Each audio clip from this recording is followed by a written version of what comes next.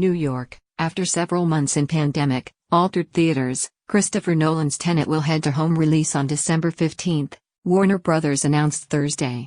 Tenet will be available digitally as well as on Blu-ray, DVD and 4K just before the holidays, potentially bringing an end to its turbulent but singular run in theaters.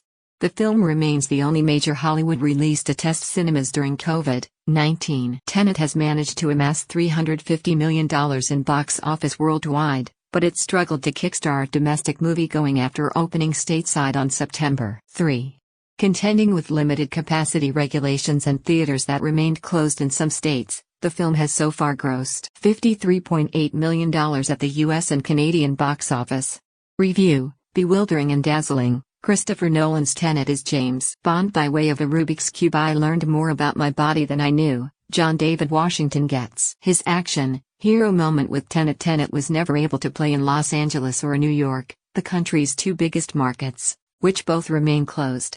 In its ninth week of release in the US, Tenet grossed $885,000 in 1,601 locations last weekend. Nolan has argued that result, given the circumstances, wasn't so bad. But following the release of Tenet, along with rising virus cases in the US and Europe, other big-budget releases moved out of 2020.